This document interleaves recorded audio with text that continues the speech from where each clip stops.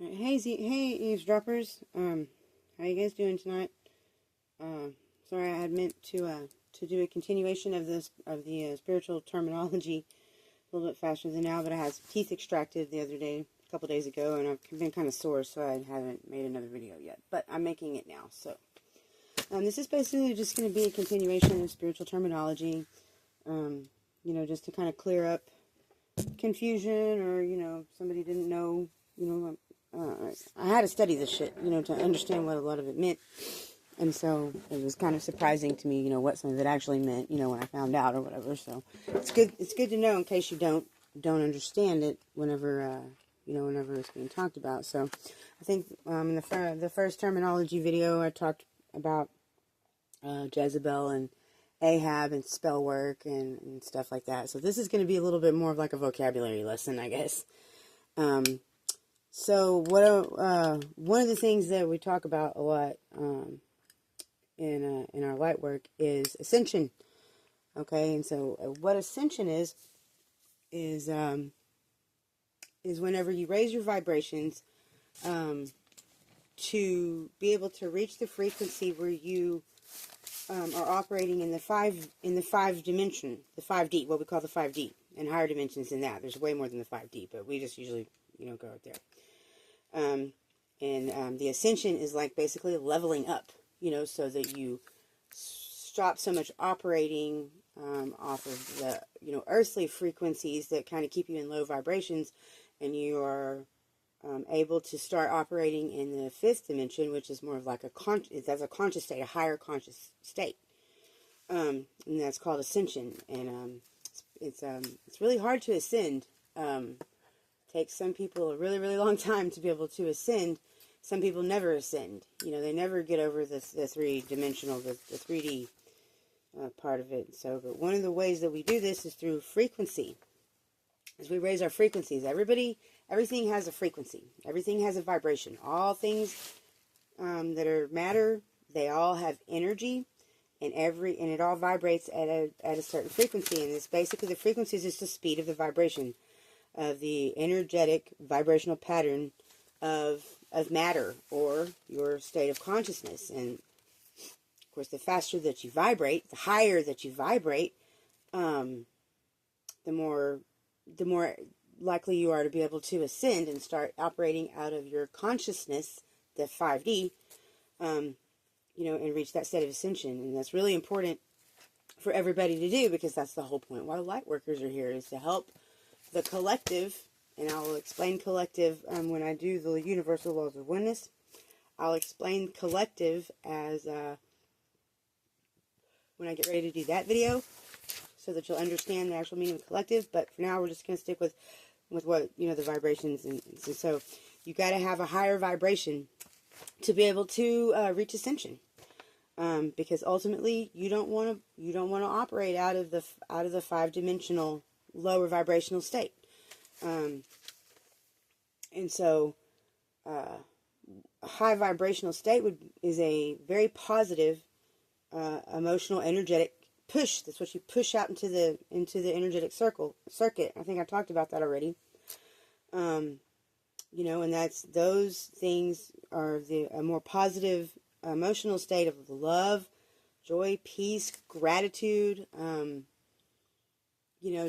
just really, high vibrational emotions that don't, manifest things that hurt people. And, that's a high vibration.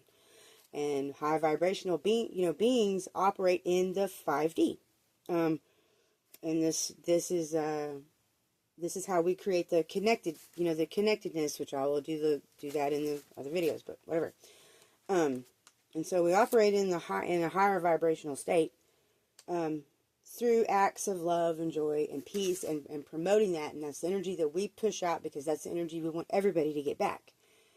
And that enables us, again, to operate in the 5-dimensional consciousness. The low vibrational, because I try to do this in pairs, like where you, for the polarity part of it, where you always have a polarity to everything. And so to the high vibrational beings in the state of consciousness, there is a low vibrational And this is what we're trying to get past. This is why light workers and preachers and pastors and shamans and people, people here for that, are trying to help humans overcome. And so the the low vibrational state is, those are like the negative emotional states that stem from energies of fear, shame, hate, malice, movements of spite, that only operates in the third dimension, in this earthly third dimension. And it tends to create a lot of blockages, that keeps you from getting to the higher state of consciousness. And it's really hard sometimes to get past that as humans, because unfortunately a lot of humans have like the lower vibrational state is where their ego comes from, which is their sense of self. And it's really hard to raise your vibrations unless you are geared into making like a very conscious effort into doing it. And so it is a pretty difficult thing. And so when I talk about high vibrational beings, I'm referring to light workers, earth angels, spiritualists that physically exist in the third dimension, in this earthly plane, but consciously operate from the fifth dimension, through intentions, and understanding the universal laws, and we obey the universal laws, and we understand how they work and what happens whenever you don't follow those. And so, like, I used to tell people back home all the time, I'm like, I'm an earth angel. Now, this does not mean that I believe that I am sent down here on, with wings, and, I have all these powers, and that's not what it means. It's not what it means. All of these things that I'm talking about when I say light workers and earth angels and stuff like that, these are energies. These are all energies that exist in the universe, that everybody can pull from these energies, and everybody can essentially like become these things. And so when I say earth angel, all I'm meaning is that I am an angel, which in Hebrew is actually just means a messenger, that I'm a messenger here on earth. That's the energy that I embody. I also call myself a light worker. That means that I work with the light. I don't promote the darkness, and there's a thing I'm going to hopefully do a video about that too, about some stuff but I work to just to spell the darkness, because if the darkness overcomes everything, then there's this weird thing I'll go over. It's a physics thing, but it is a big thing, and it does all connect scientifically and spiritually. But so me being a light worker is somebody who works the light. I promote the light, which is going to be, that operating out of the 5D consciousness of connectedness, okay? And so when you hear people talk about light workers or, earth angels, and I couldn't think of really anymore, I guess preachers, and that are, operating, this is what they're operating out of spirit, out of the fifth dimensional consciousness of spirit is where we operate from in the 3D in physical form. When I refer to low vibrational beings, these are energies that we refer to as like energy vampires, shapeshifters, dark practitioners, succubus, Jezebel, demons. These are all energies that exist in the 3D and operate from earthly 3D egos. And you run across these people. I'll just give you a kind of a rundown. Like energy vampires, that is somebody that is around you that seems to like, you ever run across those people where you're like around them or whatever, and they just always seem really chaotic, and they always need something, and they've always got something going on, and it's just like, can you help me? Can you assist me? Or, and they just pull, and like by the time you're done dealing with them, you're like exhausted, Those are energy vampires. Now, I'm not saying that they're bad people. Low vibrational does not necessarily mean bad, a bad person. It just means that they've not regulated their, they haven't, regulated whatever they need to regulate. They haven't consciously made an effort to understand that they do that, you know, or been corrected on doing that. Some of them actually do it on purpose, and I've met both sides. That some do it on purpose, and some have no idea they do it, you know. That's what an energy vampire is, and a shapeshifter. And I'm not talking about like some weird werewolf thing or a person that shifts into some, you know, other creature. You know, that's silly. What is referring to as a shapeshifter is somebody who shifts their energies according to their environment, according to who they're around, according to what they need, what they're trying to accomplish. Like, they don't maintain a solid, like, personality or or an energy. Like, you know, you might see somebody that'll go around this group of people and they'll be like real bubbly and excited and this and that, and then they'll go around a whole different group of people that have a different vibe, and they're suddenly that vibe, you know. Like, they don't ever maintain their same, like, energy, you know. And it's just kind of like, who is this person? And you know, and everybody, like, again, everybody has these capabilities and has been these things in life. If you are existing in the earth, you know, earthly dimension, you have been a low vibration entity at one point or another, whether you realize it or not. If you don't identify with the low vibrational whatever, it's because you have at some point gone through like a spiritual awakening or a conscious awakening, and you have, you know, like, taken on a different energy of not being that, you know, like being who you truly are, which who we truly are is who we are in the 5D. And so, like, the dark practitioners, you hear that word used a lot, you know, when you're kind of studying stuff. And the dark practitioner would be somebody that you might call them a witch. I don't know. I don't really like the word witch, but the dark practitioners are people who tend to work in the dark, you know, and, you know, like, some of their ways aren't, like, so, they don't always have the best outcomes because of the way that they operate in the dark, you know. And these would be like the succubuses, which is succubus, incubus. A succubus is like a sex energy that kind of preys on men through sex. Like, they'll use sex to get money or to get, you know, one of the things that's floating around right now is the term hobosexual, which is a person who sleeps with somebody to have a place to stay. I thought that was kind of funny when I heard it. It really made me laugh because I've absolutely seen that. And then, of course, the incubus is the opposite of that. That would be the male, you know, like, sex demon. And, like, the succubus would be, like, somebody who's a prostitute or, you know, just whatever. Like, you know, and they operate under the Jezebel energy, which I talked about in the last video. And then there's the ever-known word demons.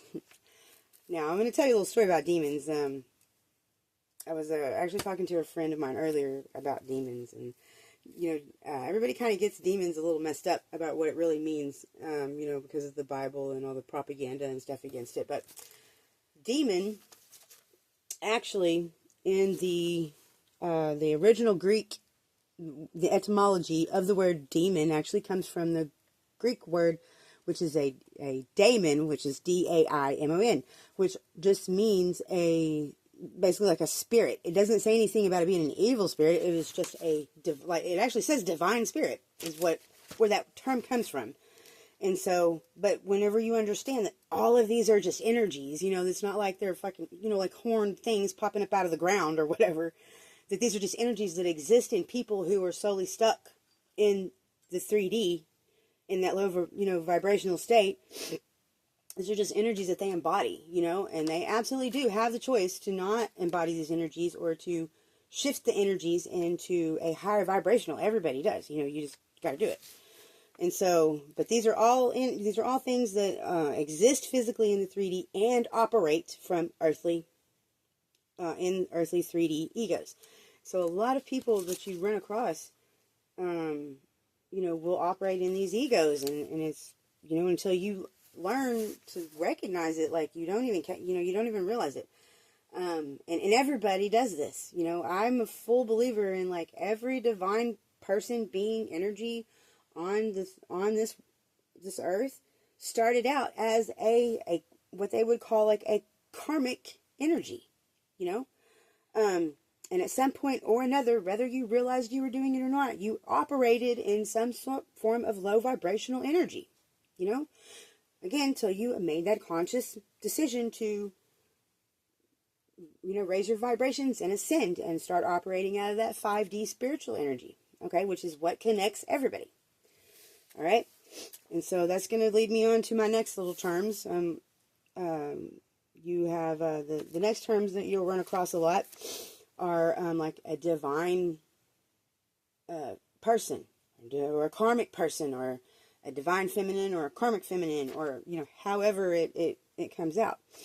What this is all simply referring to is whenever you, again, let me restate that if you are, that I believe that very few people have come on this earth like automatically divine, you know, automatically. Like I can't, maybe Jesus, I don't know. I didn't meet the guy, so I can't really testify for that, but, you know, that's what we're told.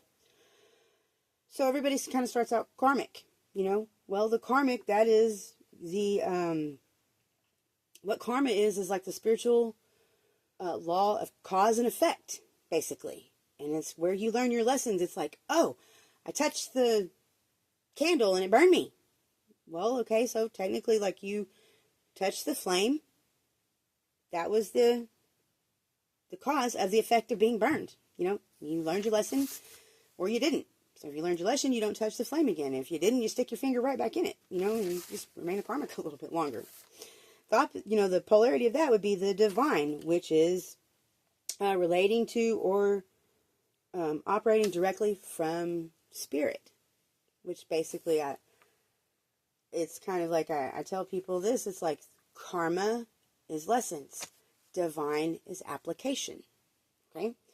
And so when you hear about a divine feminine or a karmic masculine or, you know, whatever, don't automatically think that the, you know, karmic masculine or the karmic feminine is like this bad person or anything. It's just somebody that's still going through their karmic lessons, you know, and how they move through their karmic lessons and learn their karmic lessons. If they learn them correctly, then they will be able to apply them in a higher vibrational state and be divine. If they so choose. It's a free will. Choices is everything. All right, and so that's some of the things that you know, we come across a lot, and you know, like I said, I tried to do this where it was kind of balanced, you know, like the polarity, everything has an opposite, because there has to be, in all things, like with the okay, so what was it, it's like the polarity would be like the negative and the positive, the light and the dark. Masculine, feminine. Okay, now that does not necessarily mean balanced. Balanced is a different thing than polarity. Polarity just means the opposite. Everything has an opposite, a counter, whatever you want to call it. And so, like I said, you don't judge people who are behaving low vibrationally, you know, and because most low vibrational people that are operating under their earthly egos, they're blocked from the 5D, you know, and they often deploy tactics of deceit, manipulation, energetic theft, whereas high vibrational people just like, oh, you know, they really promote love and balance and, you know, just a state of like serene consciousness, I guess you could say.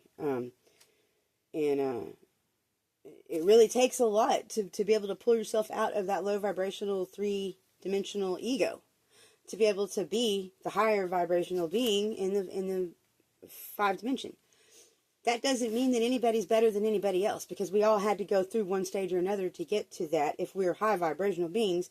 And if we're low vibrational beings, then we just haven't gotten to a point, a situation, or had a karmic effect big enough or an awakening enough to realize that you cannot no longer, or as long as you continue to operate in a low vibrational state, you know, being deceitful or manipulative or whatever, that you're never going to level up. Like, and it doesn't mean that, you know, 5 high vibrational beings are better than low vibrational beings. Like, I don't want to ever put that out there like that. It just means that they've not consciously made the choice to learn to not be that way. You know, they haven't, again, like I said, had something big enough happen to them, you know, to understand that that's not going to get them anywhere. You know, it's not going to get you elevated. It's not going to get you ascended. And so, until you're able to do that as a low vibrational being, you know, be able to recognize your patterns if they're low vibrational, and maybe you need to stop, operating that way, and try to connect with your higher self, because your higher self is already there. Like, everybody exists in every dimension. All the energies that we are already in all the dimensions. So if you're in the 3D, you're already in the 5D already. You're there already. That's how manifestation works, because that shit's already there, And so if you go through life and you still hang on to this ego of like, oh, well, I'm this person, and so I need to act like this person, and it's really like low vibrational. It's kind of like people who, like promiscuous people. That's a big thing I've noticed, like, that people will just have a whole bunch of different, like, partners, and that's like how they boost their ego, which is, I guess it's okay if you're good with that, and I'm not saying that's everybody's low vibration, but this is the one I'm using for an example.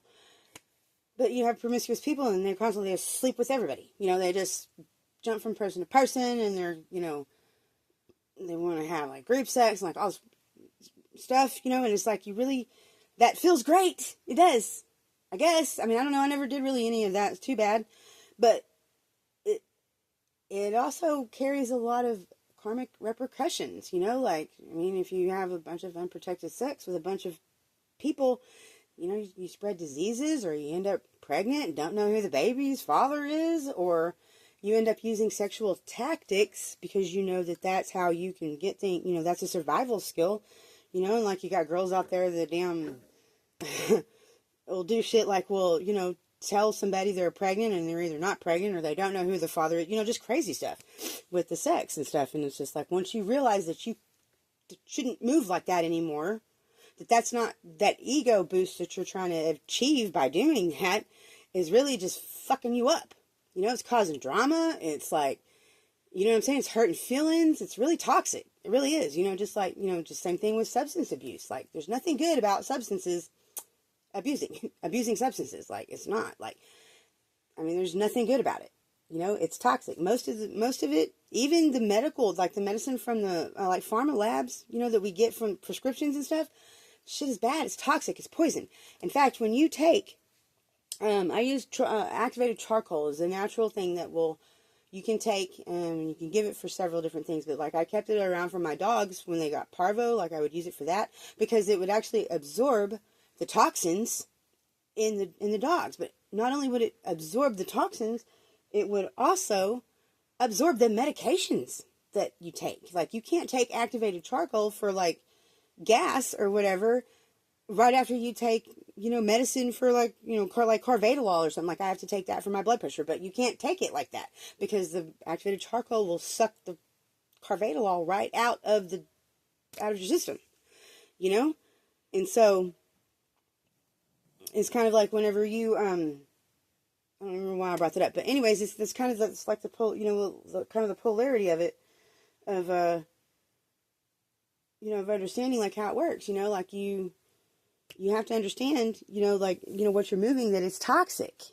doing those things, even though it feels really good, it's toxic, I can't honestly think of anybody that I know that has really got what they wanted after they sat and lied and deceived somebody about something, or, what I'm saying? I really just can't think of anybody who their situation turned out the way that they were, hoping for, because they didn't go about an honest way about doing it, or whatever.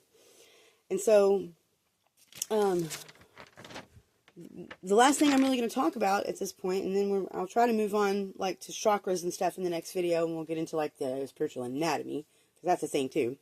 But, the last thing I want to talk about is, prophets. What a prophet is. So in the Bible, it talks about prophets. It talks about, Elijah was a prophet, Isaiah was a prophet, Jesus was a prophet. These are all prophets. So what exactly is a prophet? A lot of people have the misconception that a prophet is somebody who can foretell the future. And no, that's not really what a prophet is. What a prophet is somebody who, speaks from spirit for spirit, and uses their intuition to recognize earthly patterns to possibly predict the outcome of a situation, and they move through spirit doing this, and they speak on spirit, and they, you know what I'm saying, they're real protected by spirit because that's the energy that they embody, right? And usually if you've got a good prophet, you can tell that they're, you know, like if somebody, I mean, I've never claimed to be a prophet or anything like that because I just kind of feel like that's pretty bold, but I mean, I do speak from spirit. I do promote things, you know, that will, you know, that embody and puts energy into the universe of love and higher connection and high vibrations, you know.